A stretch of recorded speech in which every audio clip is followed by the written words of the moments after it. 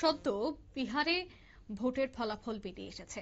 এবার মন্ত্রিসভা গঠনের পালা। চারিদিকে চলছে বৈঠক, আলোচনা, কে হচ্ছেন, কে থাকছেন মন্ত্রিসভায়, এবং অন্যদিকে কতটা বিজেপির সাথে নীতিশের সম্পর্ক এই মুহূর্তে ভালো রয়েছে, প্রত্যেকে কি এই এক সিদ্ধান্ত মানবেন, একাধিক বিষয় নিয়ে কিন্তু জলঘোলা শুরু হয়ে গেছে। তবে তার মধ্যেই আজ একটি ছবি বেরিয়েছে, যেখানে দেখা যাচ্ছে যে রাজভবনে বসে আছেন নীতিশ, কিন্তু নীতিশের সঙ্গে দূরত্ব বিজেপি নেতা সম্রাট চৌধুরীর। আগামী 19শে নভেম্বর মন্ত্রিসভা ভেঙে দেওয়ার দাবি, রাজভবনে গিয়েই এই দাবি জানালেন এনডিএর বিধায়করা। বিস্তারিত জানবো, টেলিফোন লাইনে যুক্ত হয়ে গেছে প্রতিনিধি শেখ মনিরুল।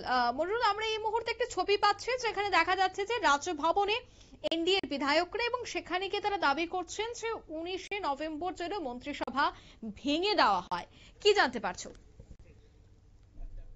রাজভবনে গেলেন তোমার হচ্ছে নীতিশ কুমার এবং সম্রাট চৌধুরী।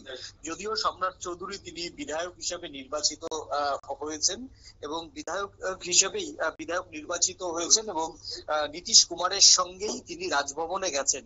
কিন্তু রাজভবনে গিয়েও নীতিশের কার্যত মুখোমুখি হলেন না বিজেপির এই নেতা। বিজেপির অন্দরে তিনি সবসময় নীতিশ বিরোধী বলে পরিচয় রাখলেও রাজভবনেও কিন্তু নীতিশ কুমারের সঙ্গে দূরত্ব বজায় রাখেন। তবে বিহারের মুখ্যমন্ত্রী নীতিশ কুমার রাজ্যপাল আরিফ মোহাম্মদ খানের কাছে রাজ্য মন্ত্রিসভা ভেঙে দেওয়ার সুপারিশ করেছেন। আজ বিদায়ী মন্ত্রিসভার শেষ বৈঠকে এই সুপারিশ করার প্রস্তাব গৃহীত হয়।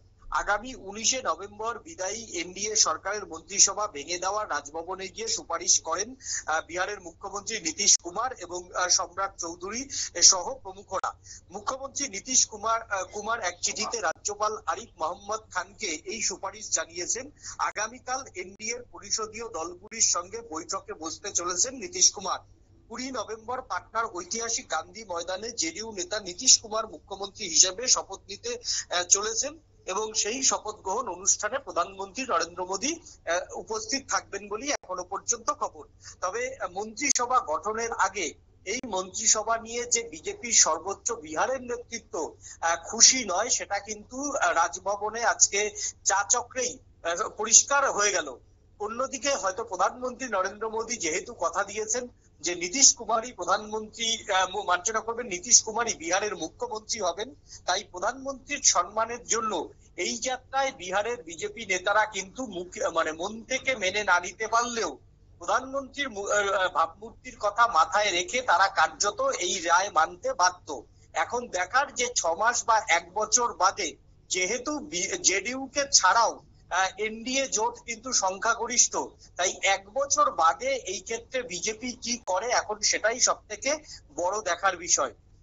একদমই ধন্যবাদ। অর্থাৎ রাজভবনে গিয়ে যে দাবি তুলল এনডিএর বিধায়করা, সেই দাবির পর অবশেষে কি সিদ্ধান্ত গ্রহণ করা হয় এবং কারাই থাকছেন মন্ত্রিসভায়, সবটাই কিন্তু সময় বলবে।